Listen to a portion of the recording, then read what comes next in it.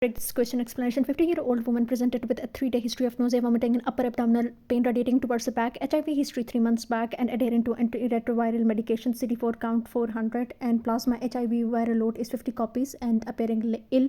Diaphoretic temperature normal, pulse 135, respiration 30, blood pressure 95/55. Physical examination shows epigastric tenderness, abdominal distension, and bowel sounds are absent. Lab investigation shows serum amylase 450, which likely cause of the finding is an adverse effect of the drug didanosine. The answer is didanosine. So here comes why the didanosine. Let's break out this question. 50-year-old woman, symptoms 3 days, NVD and all, and these are the signs and symptoms. So identify the problem exactly. Upper abdominal pain radiating to the back, nausea, vomiting, elevated amylase shows acute pancreatitis. Amylase 3 times normal is suggestive. Radiating to the back is a classical presentation of pancreatic pain. Abdominal distension, absent bowel sounds may indicate ileus or severe pancreatitis. Hemodynamic instability is also present. Hypotension, tachycardia, systemic inflammatory response, or severe pancreatitis is the key factor here.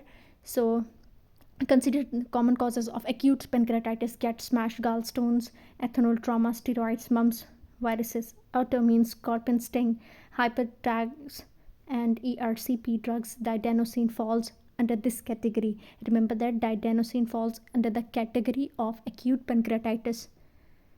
So next is the HIV and antiretroviral therapy consideration. So the patient has HIV and is not on ART. And didanosine is a nucleoside reverse transcriptase inhibitor, and RTI most commonly is called.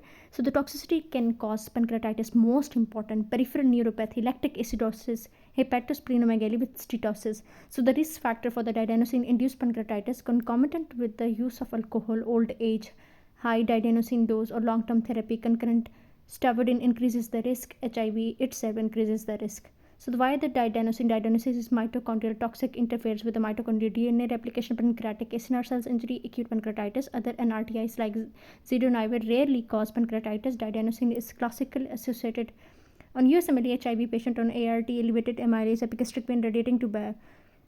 Didanosine induced pancreatitis. So these are some other features of acute onset epigastric pain. Classical form of pancreatitis: nausea, vomiting, GI symptoms of pancreatitis. Amylase confirms the pancreatitis.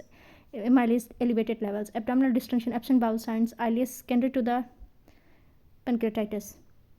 There is abdominal distension and absent bowel sound, that means ileus has been created because of pancreatitis. HIV ART recent start raises suspicion